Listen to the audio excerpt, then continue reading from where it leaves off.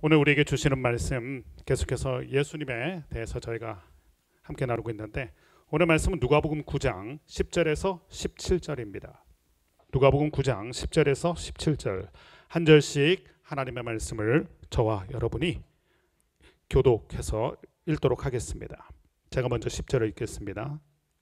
사도들이 돌아와 자기들이 행한 모든 것을 예수께 여쭈니 데리시고 따로 벳세다라는 고을로 떠나가셨으나 무리가 알고 따라왔거늘 영접하사 하나님 나라의 일을 이야기하시며 병 고칠 자들은 고치시더라. 날이 저물어 가매 12사도가 나와 여짜오되 무리를 보내어 두루 마을과 촌으로 가서 유하며 먹을 것을 얻게 하소서. 우리가 있는 여기는 빈들이니이다. 예수께서 이르시되 너희가 먹을 것을 주라 하시니 여짜오되 우리에게 떡 5개와 물고기 2마리밖에 없으니 이 모든 사람을 위하여 먹을 것을 사지 아니하고서는 할 수 없사옵나이다 하니 이는 남자가 한 5,000명 되미로라. 제자들에게 이르시되 때를 지어 한 50명씩 앉히라 하시니 제자들이 이렇게 하여 다 앉힌 후 16절 17절을 같이 읽겠습니다. 예수께서 떡 5개와 물고기 2마리를 가지사 하늘을 우러러 축사하시고 떼어 제자들에게 주어 무리에게 나누어 주게 하시니 먹고 다 배불렀더라. 그 남은 조각을 12바구니에 거두니라. 아멘. 지난주 저희는 혈루병 여인 말씀을 함께 나눴습니다. 그날 많은 사람들이 예수님의 뒤를 따라가면서 예수님을 붙잡았습니다. 아마 강하게 예수님의 어깨를 붙잡았던 사람도 있었고, 그 다음 정겹게 예수님의 손을 한번 붙잡고 싶었던 사람도 있었고, 또 수많은 터치가 예수님 등 뒤에 있었는데 예수님께서는 딱 한 사람의 터치에 대해서 말씀하셨습니다. 그 여인이 바로 12년 동안 혈루병을 앓았던 여인의 터치. 12년 동안 병을 앓았다. 몸이 어떻게 됐을까요? 피가 마르지 않는 병. 몸이 아마 쇠꼬챙이처럼 병약했을 것입니다. 말라서. 그 손끝은 어떻게 됐을까요? 부들부들 떨렸을 거예요. 연약한 손길이었으니까. 근데 예수님께서는 그 여인의 터치에 대해서 누가 나를 만졌느냐? 만진다고 다 만지는 게 아닌 거예요. 우린 기도로 주님을 붙잡죠. 어쩌면 기도가 다 같은 기도가 아닐 거예요. 믿음의 기도가 있고 믿음의 터치가 있다. 예수님 그때 중요한 얘기를 하셨어요. 내 능력이 흘러갔다. 예수님의 능력을 맛보는 터치는 따로 있구나. 우리의 신앙도 마찬가지요. 예수님의 능력을 입는 신앙, 예수님의 능력을 입는 기도, 그건 다르다는 거예요. 제자들이 얘기했죠. 뒤로 보십시오. 이 수많은 사람들이 예수님을 만졌는데 누가 만졌느냐뇨. 많은 사람이 만졌는데.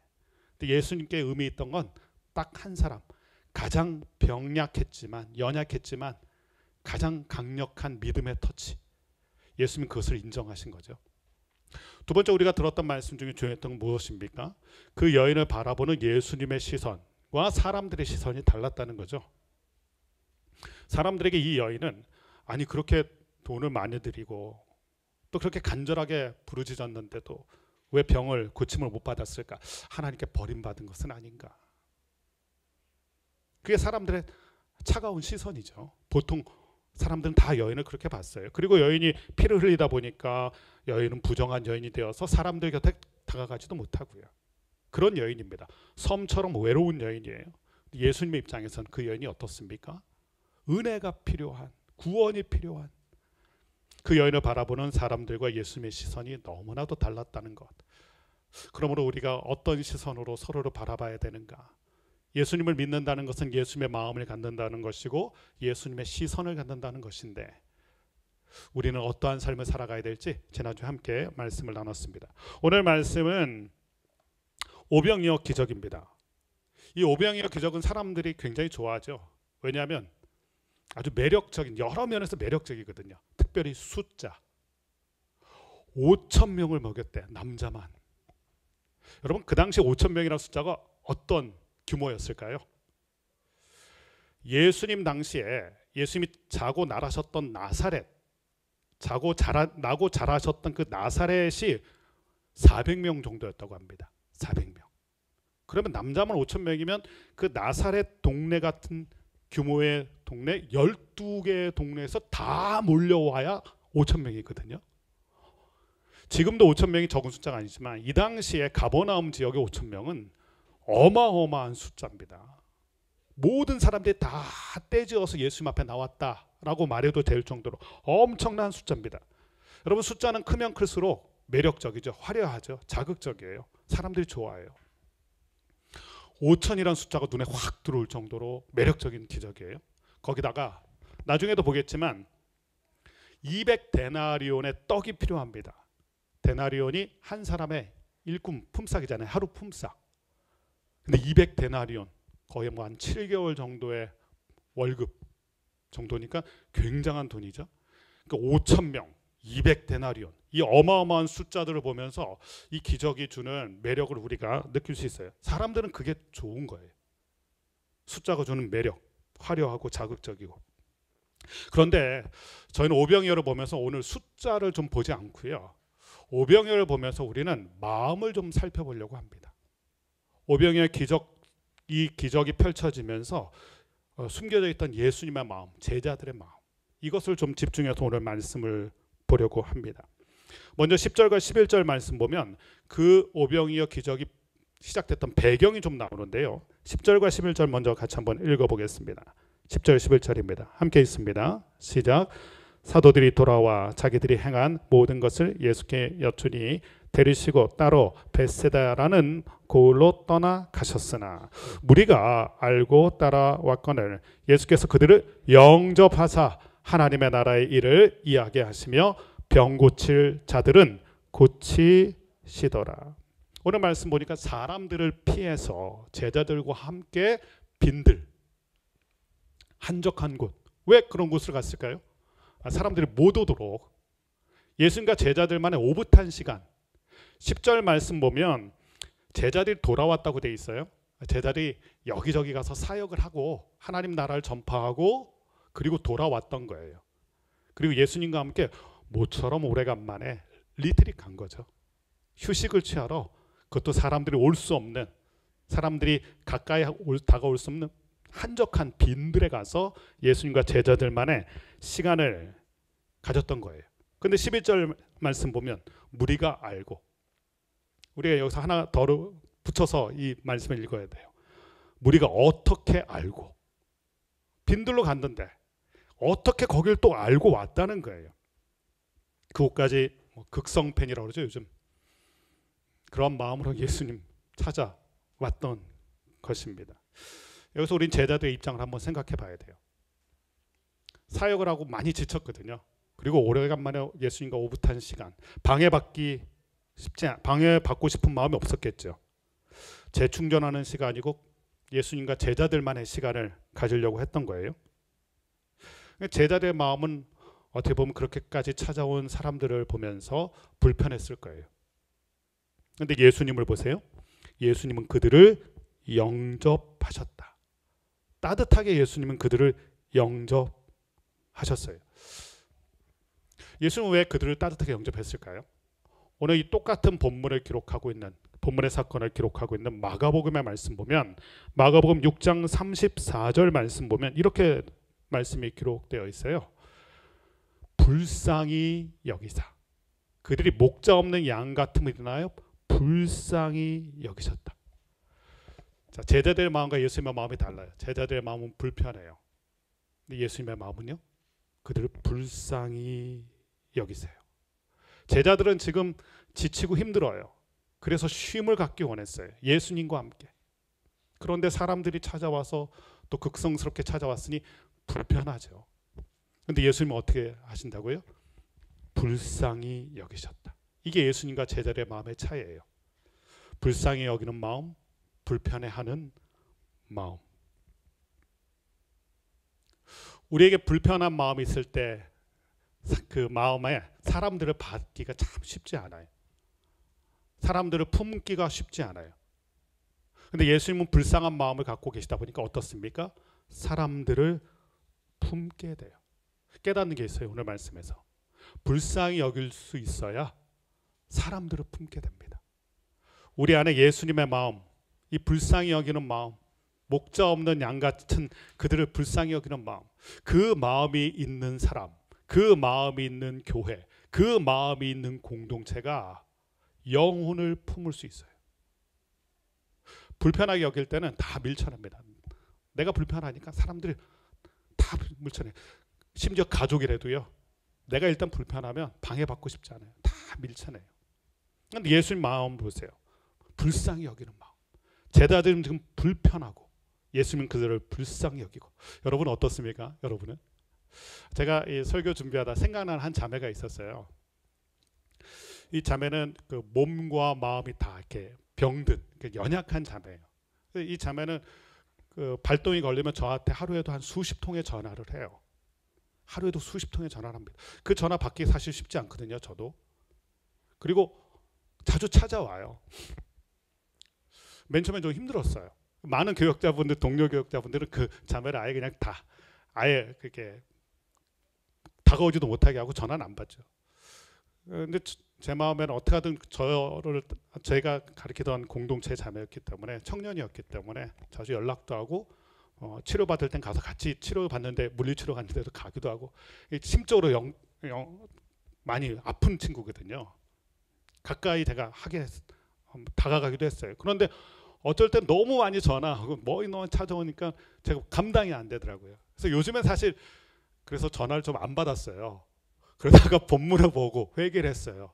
제가 내가 불쌍히 여기는 마음이 없고 불편하구나. 처음으로 제가 먼저 전화했어요. 이번 주에 그 자매에게 전화를 했어요. 날씨 추운데 어떻게 지내고 있니? 길거리 미끄러우니까 조심히 다녀라. 그래서 서로에게 대화를 했어요. 그랬더니 계속 또 전화가 와요. 근데 마음이 좋더라고요. 제가 마음에 회개하고 난 마음에 또 그 자매를 불쌍히 여기는 마음을 주신 하나님께 감사하기도 하고. 여러분 우리 다 그렇지 않습니까? 불편한 마음이 있으면 여유가 없어요. 근데 불쌍히 여기는 마음이 있으면, 예수님의 이 마음이 있으면 영접하게 돼요. 우리가 품어야 될 마음이 무엇일까요? 사람을 향해서 이 불쌍히 여기는 마음이 우리 가운데 있어야 되겠다. 오늘 예수님에게 발견하는 마음이 바로 이거예요. 불쌍히 여기는 마음. 그러니까 예수님은 이들을 품기 시작해요. 이들의 필요를 채워주기 시작해요. 이들에게 하나님의 나라에 대해서 말하기도 하고요. 이들의 아픔을 치유하시기도 하고요. 불쌍히 여기는 사람이 품게 되고 치유하게 돼요. 그래서 오늘 우리가 이 말씀 속에서 깨닫게 됩니다. 한편 이 불편한 마음의 제자들을 오늘 보세요. 12절 말씀 계속 읽어보겠습니다. 12절입니다. 같이 읽어봅니다. 시작. 날이 저물어 가매 12 사도가 나와 여짜오되 무리를 보내어 두루 마을과 촌으로 가서 유하며 먹을 것을 얻게 하소서. 우리가 있는 여기는 빈들이니이다. 날이 저물었어요. 이 장면에서 가장 좋아한 사람들 누구였을까요? 제자들이죠. 가뜩이나 이 찾아온 사람들 때문에 많이 불편했는데 날이 어두워졌어요. 돌려보내야죠.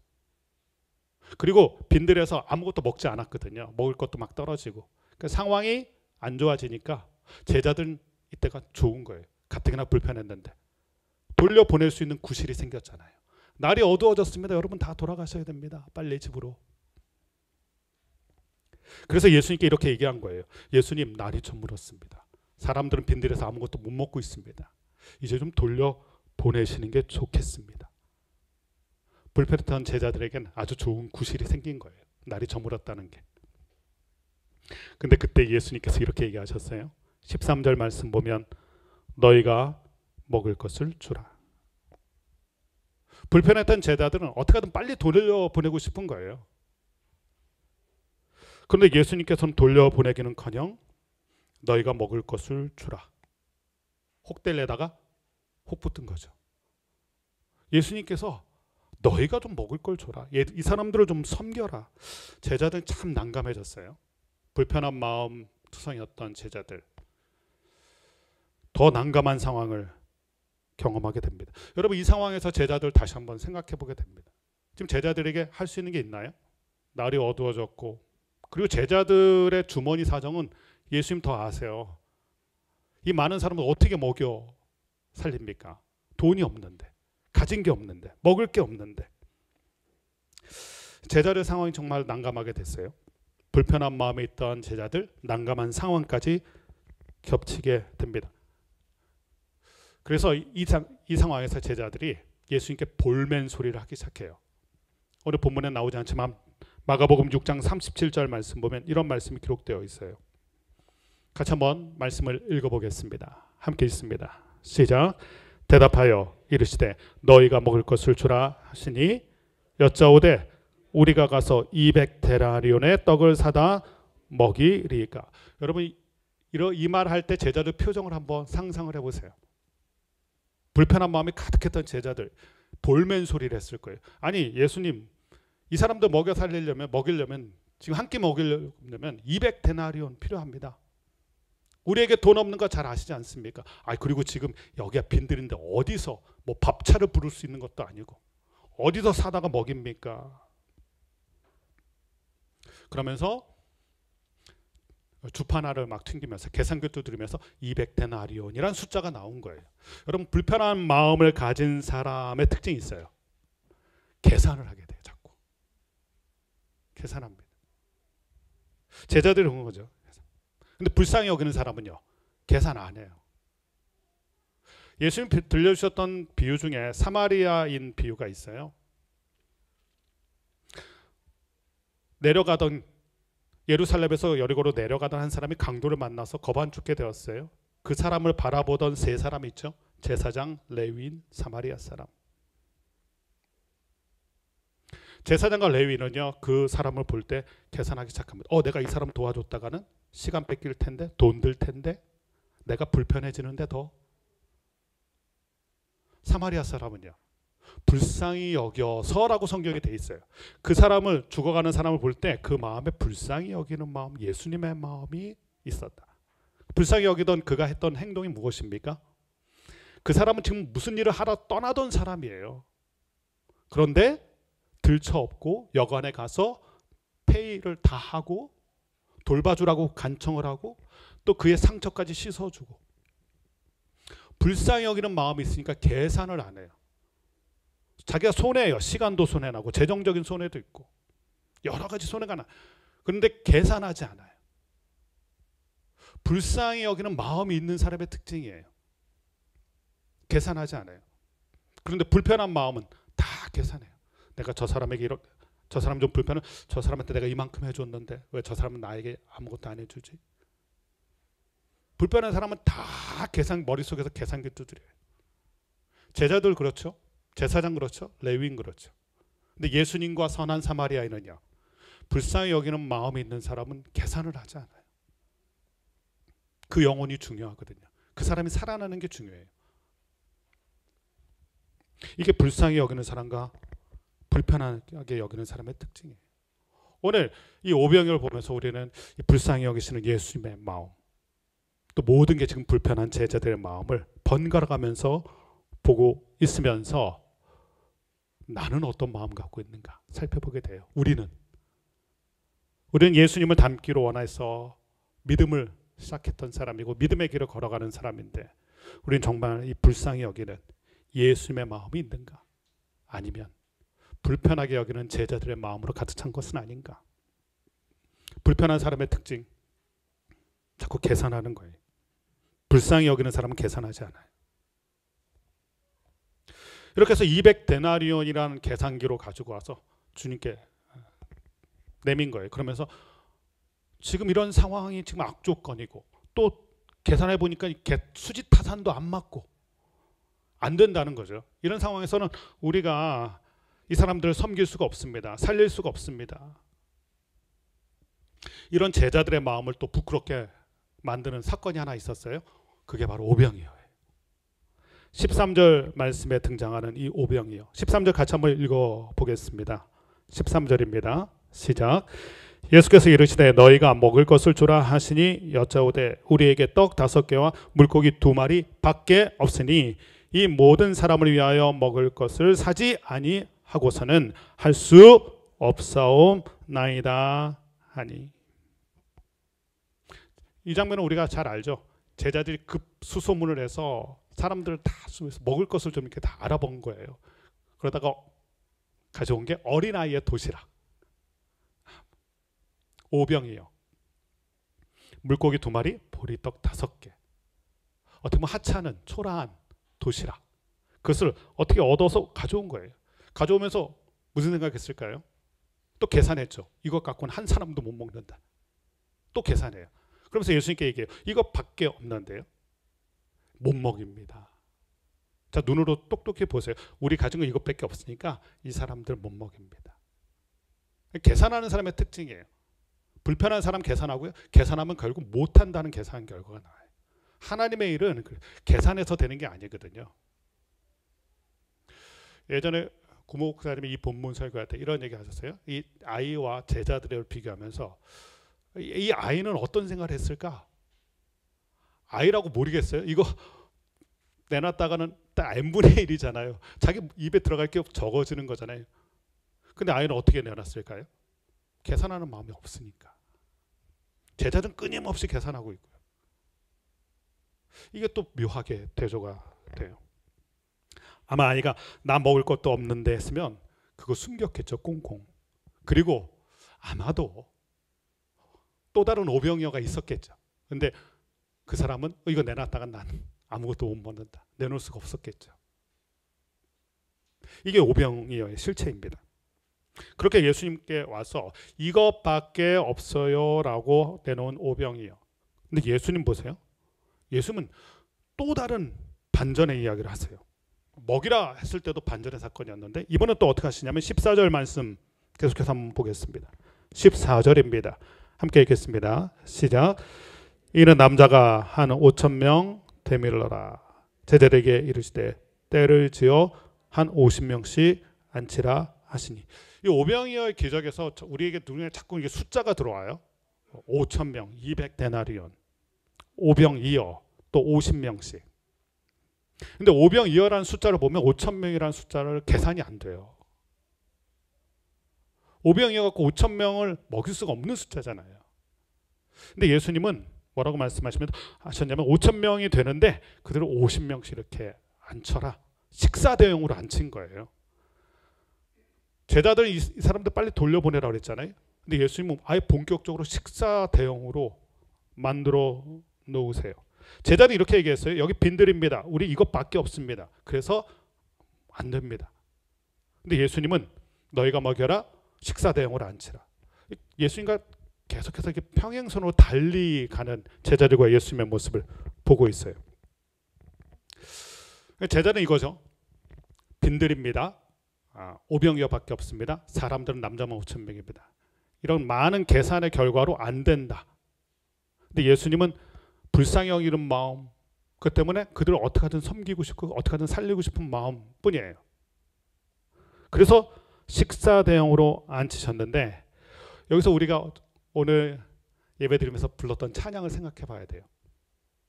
빈들을 우리가 찬양하면서 뭐라고 했어요? 그때가 어떤 때라고요? 하나님의 때. 뭐뭐밖에 없을 때, 그리고 빈들일 때, 안 되는 상황일 때. 근데 오늘 본문은 어떻게 얘기합니까? 그때가 하나님의 때. 하나님의 은혜를 맛보게 될 때, 하나님의 풍성함을 맛보게 될 때, 하나님의 기적을 맛보게 되는 때라고 반전의 사건으로 이렇게 보여져요. 제자들 이렇게 얘기한 거죠. 뭐뭐밖에 없으니까 안 됩니다. 그리고 상황은 지금 빈들입니다. 어둡습니다. 그래서 안 된다고 얘기하는데 예수님 뭐라고 말씀하시는 거 아니냐면 이때가 하나님의 때야. 바로 이때가 하나님의 때다. 하나님의 은혜를 맛보게 되는 때다. 광야를 보면 건질 게 없거든요. 근데 이스라엘 백성들의 역사에서 이스라엘 백성들에게 강력하게 임했던 기적은 다 광야에서 일어난 거 아세요? 광야에서 뭐가 일어날까 싶었는데 성경에 나타난 모든 기적의 핵심들은 다 광야 걸어갈 때 일어났어요. 아무것도 없을 것 같았는데 거기에 보석같이 숨겨놓은 하나님의 은혜의 기적들이 다 광야에서 경험된 거예요. 오늘도 마찬가지죠. 빈들, 그때가 하나님의 때. 근데 그 때를 하나님의 때로 만드시는 예수님께서 이렇게 하셨습니다. 앉히신 다음에 16절 말씀을 보십시오. 16절 말씀 같이 읽어보겠습니다. 시작. 예수께서 떡 5개와 물고기 2마리를 가지사 하늘을 우러러 축사하시고 떼어 제자들에게 주어 무리에게 나누어 주게 하시니. 예수님의 모습을 좀 관찰해 볼 필요가 있어요. 첫 번째, 예수님은 떡 5개와 물고기 2마리를 가지고 하늘을 우러러 축사하셨다. 감사하셨다. 제자들은 어떻게 했습니까? 그거 가지고 이것밖에 없습니다. 그게 불평거리, 원망거리였어요. 예수님 그걸 어떻게 바꾸세요? 그걸 감사거리로 바꾸세요. 여러분에게 뭐뭐밖에 없습니다라는 상황 때 여러분 어떻게 하세요? 주님, 나는 왜 이거밖에 없어요? 우리가 늘 하는 거죠. 우리가 기도할 때도 그런 기도 아니에요. 왜 주님, 나는 이거밖에 없어요? 왜 우리 자녀는 이것밖에 안 돼요? 우린 다 그것을 뭐뭐밖에 없으면 다 원망거리로 하나님 앞에 가져가요. 이것밖에 없으니 원망이 나오죠. 이것밖에 없으니까 제가 감사하기 어렵죠. 이게 다 우리예요. 근데 예수님 어떻게 하세요? 그것밖에 없는 걸 가지고 제자들과 다르게 예수님 그걸 가지고 감사하셨어요. 여러분 꼭 기억하셔요. 여러분에게 여러분의 상황이 나 이것밖에 없네 라고 할 때 그것 가지고 감사하셔야 돼요. 그것이 여러분에게 하나님의 기적의 통로가 될 줄로 믿습니다. 내 자녀가 왜 이거밖에 안 될까? 그때 하나님 앞에 그 자녀를 감사하세요. 그 자녀가 하나님의 기적의 통로가 될 거예요. 이것이 예수님의 모습이에요. 그리고 예수님께서 그것을 떼어서 16절 말씀 보면 떼어서 누구에게 주셨다고요? 제자들에게. 이 장면도 이상하죠. 예수님이 만약 떼어주셨다면요. 예수님이 더 스포트라이트를 받으셨겠죠. 예수님 때문에 이 기적이 일어나는구나. 그런데 어떻게 하셨냐면 떼어서 제자들에게 주시고 제자들은 그것을 받아서 또 무리에게 주셨어요. 그러니까 예수님의 손을 거쳐서 간 게 제자들, 그리고 제자들의 손에서 무리들에게. 왜 이렇게 하셨을까요? 제자들의 마음이 불편했죠. 그리고 뭐뭐밖에 없다는 원망이 가득했죠. 그 뭐뭐밖에 없는 것이 주님의 손에서 어떤 변화를 거쳐서 제자들에게 또한 사람들에게 전달되는지를 제자들에게 똑똑히 보게 하신 거죠. 뭐뭐밖에 없다고 안 되는 게 하나님 나라가 안 되는 게 아니다. 이것밖에 안 되지만 거기에 하나님의 은혜가 임하고 감사하는 마음을 통하여서 하나님 앞에 드려지는 것이 어떤 역사를 맛보게 되는지 제자들의 손을 통해서 직접 경험하게 하세요. 제자들을 한번 생각해 볼 필요가 있어요. 불편한 마음에 가득했던 제자들, 뭐뭐밖에 안 된다고, 나는 이거밖에 안 된다고 원망이 가득했던 제자들의 손에서 그것이 변화가 돼서 사람들을 살리기 시작할 때 제자들의 마음에서는 많은 생각들이, 많은 또 변화들이 일어나겠죠. 이거 하나님의 나라는 이렇게 이루어지는구나. 나는 불쌍히 여기는 마음이었고 난 불편한 마음 투성이었구나. 나는 감사거리가 없고 불평거리가 가득했던 사람이구나. 불편하고 불평하고. 이게 제자들. 이 과정을 통해서 아마 그들의 마음이 많이 돌아서고 회개하는 마음, 그리고 불쌍히 여기는 마음으로 대체되는 마음들, 이러한 과정들이 있었을 거예요. 이렇게 해서 다 나누어 주고 결론은 이것이에요. 결론은 우리가 잘 아는 거죠. 17절 말씀 보면 먹고 다 배불렀더라. 먹고 다 배불렀더라. 이것이 오병이어를 통해서 이루어진 사건이에요. 한 가지 또 깨닫는 게 있어요. 드린 거잖아요. 여러분, 하나님의 역사는 가진 자를 통해서 나타나지 않습니다. 드린 자를 통해 나타나요. 이 오병이어를 드렸죠. 가진 자가 하나님의 나라를 만드는 사람이 아니에요. 그것을 하나님 앞에 드린 자. 하나님의 나라는 가진 자를 통해서 나타나는 게 아니라 드린 자를 통해서 이루어져요. 이 오병이어를 드렸더니 그것이 이 풍성한 하나님의 나라를 맛보게 해요. 우리도 깨닫는 게 있어요. 주님, 제 모습이 이거밖에 안 되죠. 저는 이거밖에 안 돼요. 근데 그 모습을 주님 앞에 드릴 때 그 드림을 통하여 하나님은 하나님의 나라의 풍성함을 이루어 가세요. 가진 자가 하나님의 나라, 하나님께 쓰임 받는 게 아니에요. 드린 자가 하나님 앞에 쓰임 받는 거예요. 그래서 다 배불리 먹게 되었더라. 결국 오병이어가 마중물처럼 됐죠. 한 바가지의 마중물처럼. 근데 물 한 바가지 집어넣지만 펌프질을 하게 되면 한 바가지 정도가 아니죠. 모든 사람들이 마실 수 있는 풍성한 물이 되어서 나오는 것처럼 이 오병이어가 그런 축복과 기적의 마중물이 되었어요. 뭐뭐밖에 안 돼, 난 이거밖에 안 된다고 한탄하고 불평하던 그것이 모든 사람을 살리는 풍성함으로 변화되는 그것이 오늘 본문의 결과입니다. 자, 오늘 이 오병이어의 기적을 보면서 우리의 눈과 우리의 마음을 어디로 가져가야 될까요? 오병이어의 기적은 화려해요. 숫자가 주는 매력이 있기 때문에 그래요. 남자만 5천 명. 그래서 많은 사람들이 계산해요. 남자만 5천 명? 그러면 아들, 딸, 뭐 부인까지 합하면 뭐 2만 명? 많은 사람들이 오병이어는 다 숫자에 집중해요. 200데나리온. 엄청난 돈인데? 근데 오병이어라는 이 조그만 숫자로 그만큼을 먹였다? 이래서 이 기적을 사람들이 매력적이라 생각하는 거거든요. 그러나 우리가 오늘 좀 집중할 건 그 숫자가 아니에요. 오늘 우리가 예수님의 마음에 좀 집중해야 돼요. 불편하게 여기던 제자들의 마음이 아니라 불쌍히 여기는 주님의 마음. 누굴 통하여 하나님의 나라가 이루어질까요? 하나님의 뜻이 이루어질까요? 불쌍히 여기는 이 마음이 있는 사람, 이 사람을 통하여 하나님의 나라가 이루어지고 하나님의 뜻이 펼쳐지게 됩니다. 불편하게 여기면요, 계산하게 되고 불평하게 돼요. 오늘 제자들의 모습을 쭉 한번 제자들을 따라가면서 말씀을 한번 보세요. 불편한 마음 가득하죠. 그러니까 자꾸 계산하게 되죠. 거기다 또 불평하게 되죠. 없다고 불평하게 되죠. 여기에선 하나님의 나라가 이루어지지 않아요. 이런 마음에서는 하나님의 나라가 이루어지지 않아요. 불쌍히 여기는 마음, 그 사람이 사람들을 품을 수 있고 불쌍히 여기고 그것을 통하여 연약하지만 그것을 감사로 하나님 앞에 나아가는 사람을 통하여 하나님의 나라가 이루어지는 것을 우리가 보게 돼요. 그리고 가진 자를 통해서 하나님의 나라가 이루어지는 게 아니라 드린 자를 통하여 하나님의 나라가 이루어지는 거예요. 어쩔 때 우리의 모습은 오병이어 같습니다. 저와 여러분의 모습이 오병이어. 그래서 주님 앞에 주님 전 이거밖에 안 돼요. 그래서 우리 자신을 막 숨길 때가 있어요. 그리고 불편한 마음 가질 때도 있고요. 오늘 그런 마음이었다면 이 말씀 앞에서 우리 자신을 다 내려놓고 불편하게 누군가를 불편하게 여긴 게 아니라 예수님처럼 다 불쌍히 여기는 마음, 서로가 서로를 좀 불쌍히 여기는 마음, 그것이 우리 안에 회복되기를 바라고요. 뭐뭐밖에 없을 때가 조심해야 돼요. 나 이것밖에 없어요, 나 이것밖에 안 돼요 라고 한탄하고 원망하고 불평할 게 아니라 뭐뭐밖에 없음에도 불구하고 그것을 주신 하나님 앞에 감사하신 예수님처럼 감사의 마음을 회복하면 저와 여러분 가운데 오늘 이 귀하고 아름답고 축복된 기적이 우리의 삶에도 복되게 이루어질 줄로 믿습니다. 그런 예수님의 마음을 통하여 하나님의 나라를 함께 세워가는 우리 모두가 되시길 주님의 이름으로 간절히 축원합니다.